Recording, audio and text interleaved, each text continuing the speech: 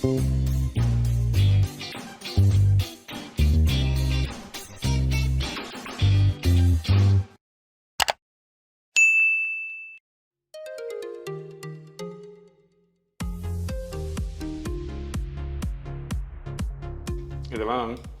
இப்போ நான் சாப்பிடும்போது என் ஞாபகத்துக்கு வருதுன்னா சின்ன வயசுல சாப்பிட்றது இப்போ நாட்களாக எல்லாம் மறந்துட்டோம்.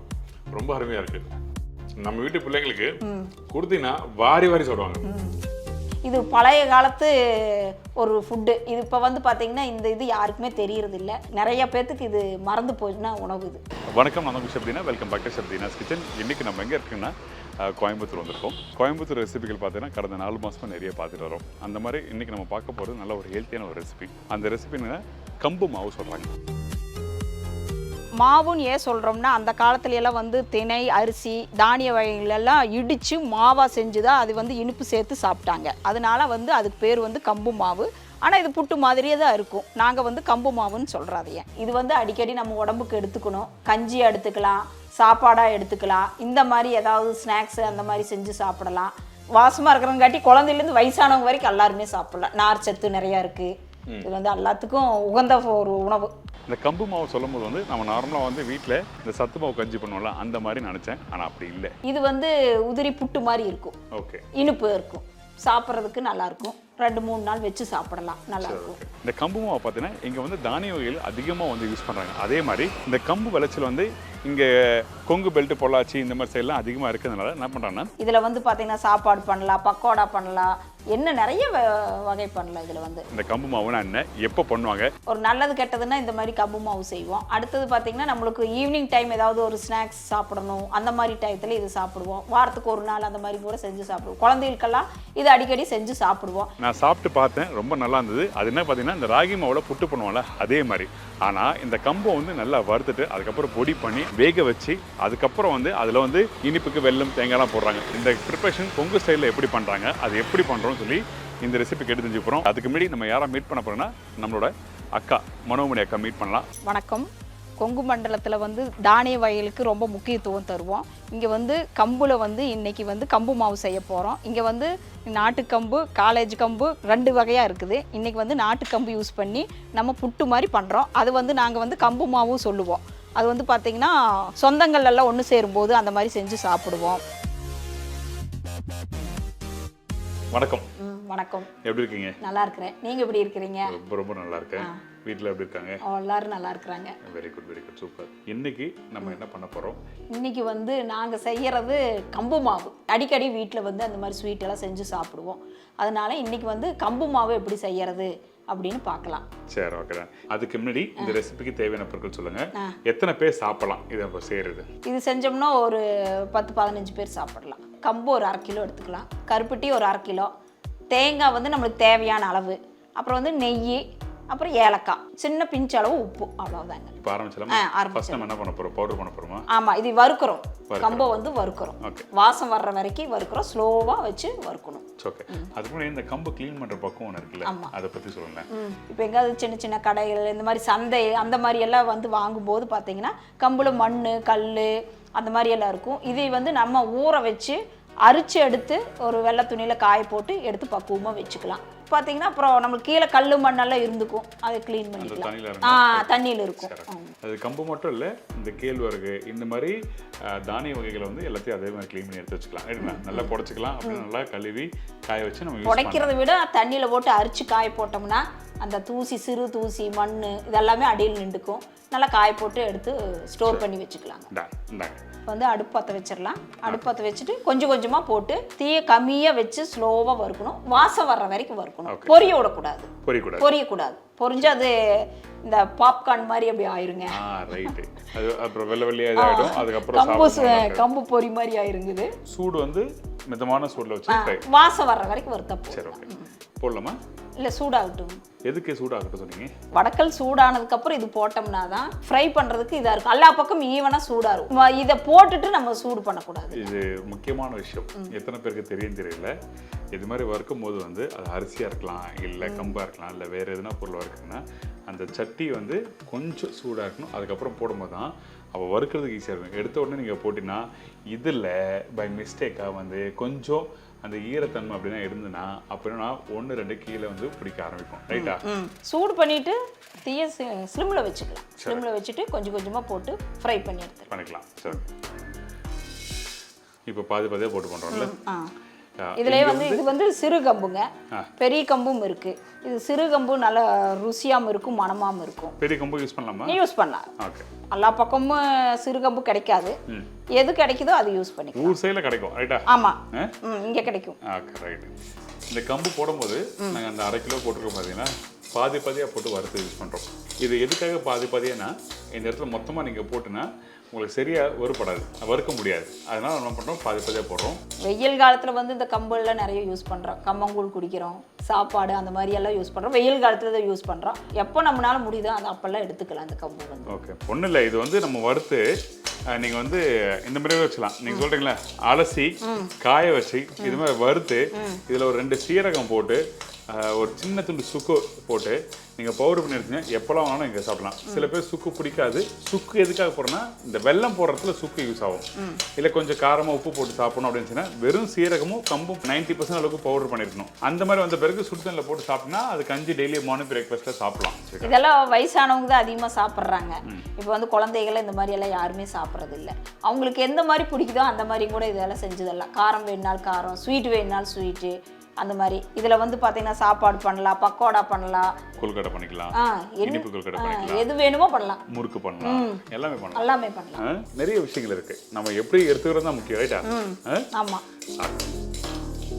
இது வந்து வறுத்து பவுடர் பண்ணி வச்சுட்டா நம்ம எப்போ வேணாலும் யூஸ் பண்ணலாம்.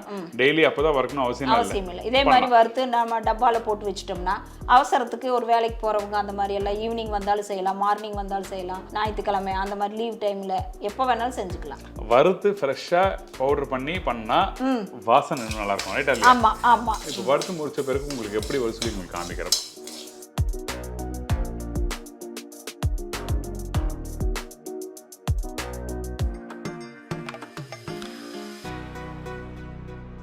ஓரளவு கலர் மாறிடுச்சு, வாசம் வருது. இனி இது எடுத்துடலாம்.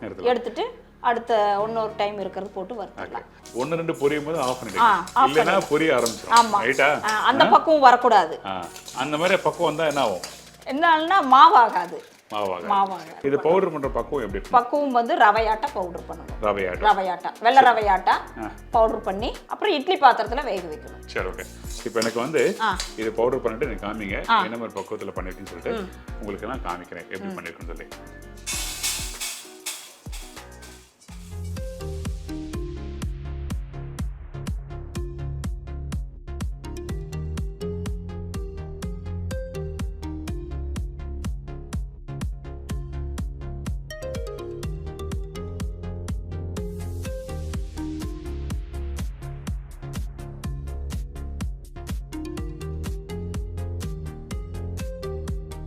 அரைச்சாச்சு.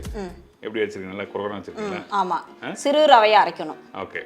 மாவும் இருக்கும், ரவையும் இருக்கும். பார்த்தீங்கன்னா நைஸாக மாவாகக்கூடாது, பெருசாகவும் இருக்கக்கூடாது. சிறு ரவையாக இருந்ததுன்னா வேகறதுக்கும் நல்லா இருக்கும், சாப்பிட்றதுக்கும் நல்லா இருக்கும். சரி, அது காமிங்களேன். கையில் பிடிச்சி பார்க்கும்போது தான் தெரியும் எனக்கு அது. வாசனை, நல்ல வாசனை.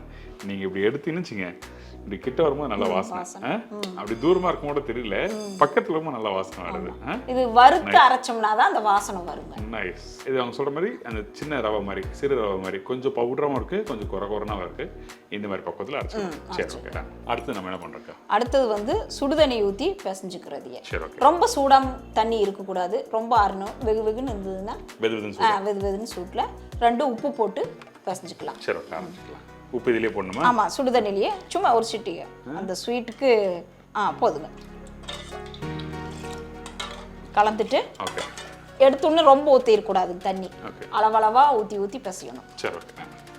அதே மாதிரி உப்பு வந்து தண்ணியில் போட்டு மிக்ஸ் பண்ணி பண்ணால் எல்லாமே ஈவனாக மிக்ஸ் ஆகும். இது எல்லாருக்கும் தெரியும், பட் இருந்தாலும் அட்ரஸ் பண்ணுறது இடத்துல இங்கெல்லாம் வந்து பார்த்தீங்கன்னா கம்பு மாவு, தெனை மாவு இதெல்லாம் வந்து அடிக்கடி செய்கிற இதுங்க. இந்த தானியத்தில் செய்வாங்க.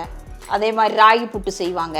தெனை மாவெல்லாம் வந்து பார்த்தீங்கன்னா தேன் ஊற்றி உருண்டை பிடிப்பாங்க, அது நல்லா இருக்கும். தெனை மாவு வறுத்து பவுடர் பண்ணி அதுக்கு தேன் ஊற்றி ஊத்துவாங்க. ஆமாம், முருகன் கோயில் எல்லாம் அது ரொம்ப விசேஷமாக இருக்கும்.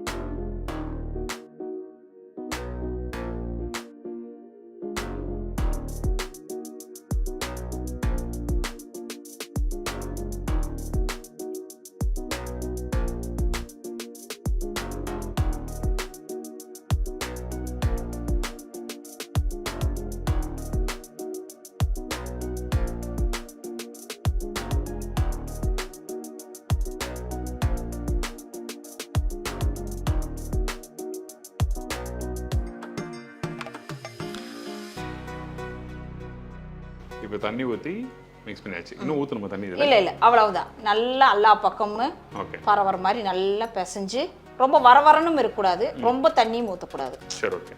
இப்படி இப்படி ஊற்றி விட்டோம்னா இந்த மாதிரி இருக்கணும். இப்படி பிடிச்சாலுமே நிற்கணும். அந்த மாதிரி அந்த மாதிரி பிடிச்சி அப்படி நிற்கணும். ஓகே. அது உதிரியாக இருக்கு. நம்ம திருப்பியும் சொல்கிறேன், கிட்ட இருக்கும்போது நல்ல வாசனை. இது நாட்டுக்கம்பு, அதுதான் அந்த வாசம் வருங்க. நல்ல வாசனை உண்மையாவே. நீ அடுத்தது வந்து இட்லி பாத்திரம் வச்சு தண்ணி ஊற்றி அவிக்கலாமா? சரி பண்ணிடலாம். இப்போ இட்லி சட்டி வச்சாச்சு, ஆவிய மேலே வர ஆரம்பிக்குது. இப்போ நம்ம சுடுதண்ணி ஊற்றி பிசைஞ்சு வச்ச கம்பு மாவை இதில் வச்சு வேக வைக்கலாம். சரி. இது ஈர துணி பண்ணுமா? ஆமாம், ஈர துணி தான். தண்ணி தெளிக்கணுமா?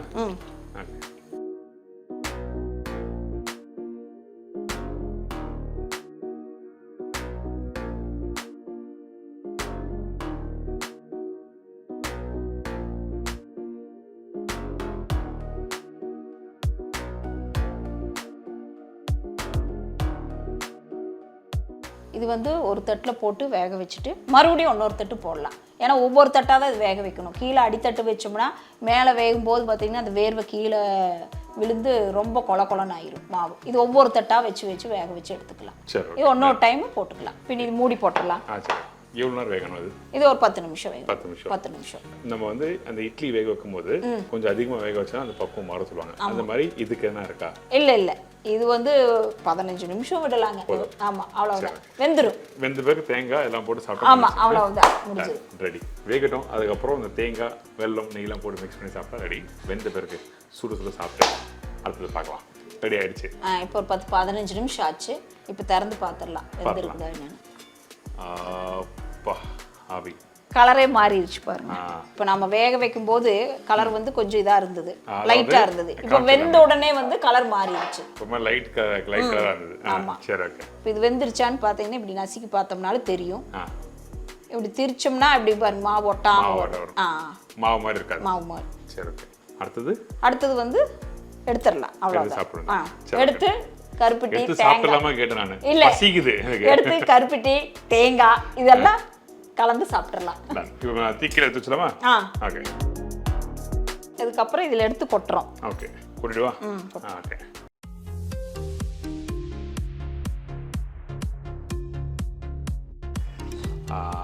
எல்லாம் கொட்டிடுச்சு. நல்லா வெந்துருச்சுன்னா தட்டில் கொட்டணும்னா அப்படியே எல்லாம் விழுந்துரும். அப்படியே இட்லி மாதிரி இருக்கு முதல்ல. ஆமா, இனி வந்து ஊற்றி விட்டுறலாம். சரி ஓகே.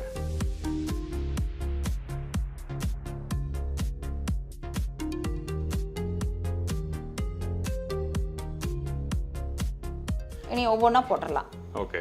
இது வந்து கண்டிப்பா ஒரு 3-4 பேர் சாப்பிடலாம் அந்த குவாலிட்டி. சாப்பிடலாம். 4-5 பேர் சாப்பிடலாம். இன்னும் கொஞ்சம் வறுத்து எல்லாம் பண்ணா ஃபுல்லாவே சாப்பிடலாம். 5 பேர் சாப்பிடலாம். ஓகே. வெல்லமா? வெல்லம் இல்ல, கருப்பட்டி. கருப்பட்டி. இது வந்து இந்த கருப்பட்டி போட்டோம்னா இது நல்லா இருக்கும். இது தெனங்கருப்பட்டி தான் போடுறோம். இது வந்து சீவி நல்லா பவுடரா பண்ணி போட்டு கலக்கிறோம். ஓகே.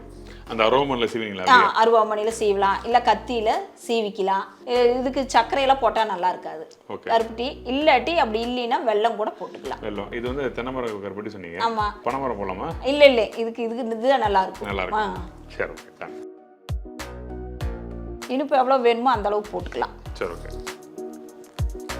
போட்டு அடுத்தது தேங்காய் எல்லாமே போட்டு கலந்துக்கலாம். ஓகே. இப்போ இதே வந்து தேங்காய் வந்து ஒரு 2-3 நாள் நம்ம வச்சு சாப்பிட்றோம் அப்படின்னா தேங்காய் நல்லா வடக்கல்ல கொஞ்சம் மிதமாக சூடு பண்ணிட்டு சேர்த்துட்டோம்னா 2-3 நாளைக்கு இது கேடாது, வச்சு சாப்பிடலாம்.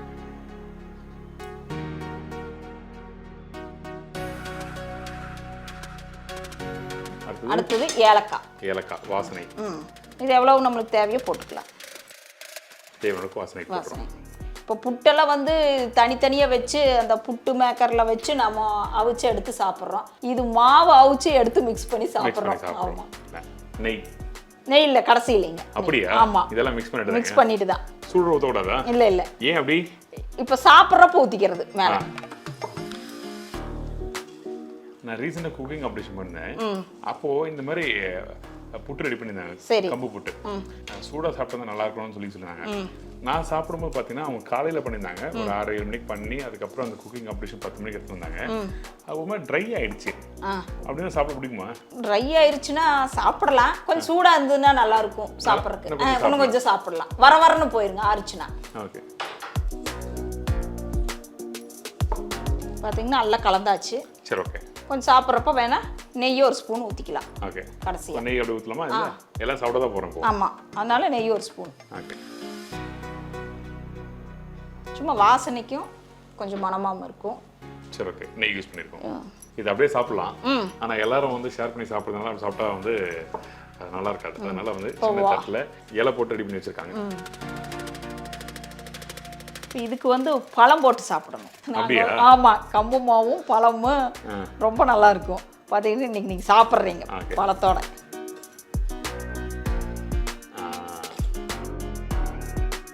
பழம் அப்படி பிச்சு போட்டு சாப்பிடணும். ஆமாம், பிச்சு போட்டு பிசைஞ்சு சாப்பிடுங்க. சரி, ஓகே. நான் ஃபர்ஸ்ட் தனியாக சாப்பிட்டு பார்க்குறேன் அது எப்படி இருக்கு. சாப்பிட்டு பார்த்து அதுக்கப்புறம் பழம் போட்டு சாப்பிடலாம். நறுநறுன்னு தான் இருக்கு. ஆமாம், இது புட்டுனா அந்த ராகி புட்டு வந்து கொஞ்சம் சாஃப்டா இருக்கும். ஆனா இது நறுநறுன்னு இருக்கு. ஆமா, இப்ப ரவை ஆட்ட தான் நான் ரவை மாதிரி, அதாவது நம்ம சம்பா ரவை சொல்லுவாங்கல்ல அதே மாதிரி. இப்போ இது நைஸா அரைச்சோம்னா கட்டி கட்டியா ஆயிரும். ஓகே, அதுக்கு தான் ரவையாட்ட அரைக்கிறது.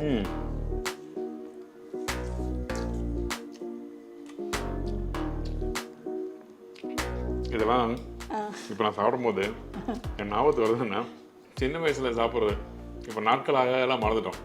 ரொம்ப அருமையா இருக்கு. நம்ம வீட்டு பிள்ளைங்களுக்கு கொடுத்தீங்கன்னா வாரி வாரி சாப்பிடுவாங்க. ஏன்னா வெல்லம் போட்டிருக்கோம், நெய் போட்டிருக்கோம், ஏலக்காய் போட்டிருக்கோம், தேங்காய் போட்டிருக்கோம். இது ஒரு அருமையான ஒரு ஸ்நாக்ஸ் சொல்லலாம், மார்னிங் பிரேக்ஃபாஸ்ட் ஃபுட்னு சொல்லலாம். பர்டிகுலரா வெரி குட். செஞ்சு வச்சுட்டா காலையில இருந்து ஈவினிங் வரைக்கும் சாப்பிடலாம், 2-3 நாளைக்கு வச்சு சாப்பிடலாம். Very nice, very nice. Super breakfast. Breakfast சாப்பிடக்கூடிய ஒரு நல்ல ஒரு ரெசிபி இது. நைட்ல சாப்பிடலாமா? நைட்டு சாப்பிடலாம், இருந்தாலும் காலையில மத்தியானம் ஈவினிங் வரைக்கும் சாப்பிடலாங்க. இது உடம்புக்கெல்லாம் எந்த கெடுதலும் இல்லை, ஜீரணமாகும், வாசமா இருக்கிறங்காட்டி குழந்தையில இருந்து வயசானவங்க வரைக்கும் எல்லாருமே சாப்பிடலாம். நார் சத்து நிறைய இருக்கு. இது வந்து எல்லாத்துக்கும் உகந்த ஒரு உணவு. இன்னொரு முக்கியமான விஷயம், தென்னை இது போட்டீங்க, கருப்பட்டி போட்டீங்களா, நல்லா மிக்ஸ் ஆயிருக்கு. நீங்க சொன்ன மாதிரி நறுக்கலாம் இல்ல, நல்லா மிக்ஸ் ஆயிருக்கு. சூப்பரா இருக்கு. இந்த ரெசிபி வந்து யாரு வீட்டுல சாப்பாடு செஞ்சு கொடுத்து சாப்பிட மாட்டா சொல்றாங்களோ அவங்களுக்கு கொடுங்க, கேட்டு கேட்டு சாப்பிடுவாங்க. ஏன்னா அந்த அளவுக்கு சூப்பராக இருக்கு. அந்த கம்பு பார்த்தீங்கன்னா அந்த ரவை மாதிரி நறுன்னு அந்த உதிரியா இருக்கு. அதுக்கப்புறம் வெல்லம் கரெக்டாக மிக்ஸ் ஆயிருக்கு. ரொம்ப சூப்பராக இருக்கு. பழம் போட்டு சாப்பிடுங்க, அதுதான் முக்கியம். பழம் போட்டு பிசைஞ்சு சாப்பிட்றதா இதோட இன்னும் டேஸ்ட் பாருங்க, இன்னும் வித்தியாசமா இருக்கும். ஓகே, பாதி பழம் எடுத்துருக்கேன். நல்லா மிக்ஸ் பண்ணுமா? ஆமா, பிசைஞ்சு சாப்பிடுங்க. என்ன பழம் போடணும்? இது பூம்பழம் நல்லா இருக்கும். சரி, ஓகே. எந்த பழமா இருந்தாலும் நல்லா இருக்கும், பூம்பழம் நல்லா இருக்கும். நல்லா பிசைஞ்சு சாப்பிடுங்க.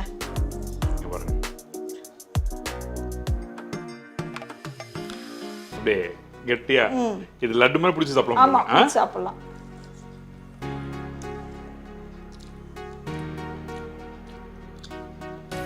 பிரமாதங்க. அது நான் ஃபர்ஸ்ட் சொன்னது வேறங்க, ஆனா பழம் போட்டு சாப்பிடுவோம் இன்னும் சூப்பரா இருக்கு. ஆமா, அந்த காலத்துல வெரி குட், சூப்பரா இருக்கு. அந்த காலத்துல வந்து பழம் போட்டு தான் எல்லாம் சாப்பிடுவாங்க. கம்பு மாவும் பழம் தான். இன்னுமே வந்து சாப்பிடுறப்ப பழம் போட்டு தான் சாப்பிடுவோம். அதே டைம்ல நல்ல பழுத்த பழமா யூஸ் பண்ணுங்க. காயை அந்த கொஞ்சம் காயா இருக்குது, கொஞ்சம் மறுநாள் சாப்பிடுற பழமா தான் வேண்டாம், பிசைஞ்சு சாப்பிட முடியும். ஆமா, ரொம்ப நைஸ், வெரி குட். இன்னும் இந்த மாதிரி எல்லாம் குழந்தைகளுக்கு பெரியவங்களுக்கு அடிக்கடி வீட்ல எல்லாம் செஞ்சு கொடுக்கலாம். நைஸ். பாருங்க, காலி ஆயிடுச்சு. Very good preparation. பசி நீங்க பசி வேற, நல்ல டேஸ்ட். வாழைப்பழம் போட்டப்ப இன்னும் அருமையா இருக்கு. மிஸ் பண்ணாதீங்க, உங்க எல்லாருக்கும் ரொம்ப ரொம்ப பிடிக்கும். Really very good recipe. பிரமாதம், பிரசாதம் சொல்லலாம். ஆமா, இதெல்லாம் உடம்புக்கு எந்த ஒரு கெடுதலும் இல்லைங்க. ரொம்ப நன்றி. Thank you so much. ஓகே, கண்டிப்பா இந்த ரெசிபி ட்ரை பண்ணி பாருங்க. அக்காவோட நம்பரும் தரேன். அக்கா வந்து பார்த்தீங்கன்னா இங்கே அவங்க குழம்புத்தூள், சாம்பார் பொடி, ரசப்பொடி, அப்புறம் மாவு வகைகள்லாம் கொடுக்குறாங்க. அது மட்டும் இல்லாமல் பலகாரங்கள், முறுக்கு, சீடை இதெல்லாம் வந்து வீட்டில் செய்கிற மெத்தடில் அப்படியே கொடுக்குறாங்க. உங்களுக்கு விருப்பப்படினா கண்டிப்பாக நீங்கள் கால் பண்ணி கான்டாக்ட் பண்ணி வாங்கிக்கலாம். அதே டைமில் இந்த ரெசிபி ட்ரை பண்ணி பார்த்து ஃபீட்பேக்கும் கொடுங்க. அது ரொம்ப ரொம்ப இம்பார்ட்டன்ட். ஏன்னா ஒரு நல்ல ஒரு ரெசிபிக்கு வந்து நாங்கள் பண்ணி காமிச்ச பிறகு அதோட ஃபீட்பேக் தான் ரொம்ப இம்பார்ட்டன்ட். ஸோ அதனால் பெரிய நன்றிக்கா, தேங்க்யூ. உங்கள் நம்பர் கொடுங்க. மனோன்மணி, கவண்டம்பாளையம், கோயம்புத்தூர். ஃபோன் நம்பர் வந்து 9952809354. ஸ்வீட்டு, ஸ்நாக்ஸு, மசாலா ஐட்டம் எல்லாம் பண்ணுறோம். யாராவது வேணும்னு எங்களை கான்டாக்ட் பண்ணலாம். சுத்தமான முறையில் செஞ்சு தர்றோம். ஸோ உங்கள் எல்லாருக்கும் ரொம்ப பிடிச்சிருந்து நினைக்கிறேன். நன்றி, வணக்கம். See you, bye bye, take care.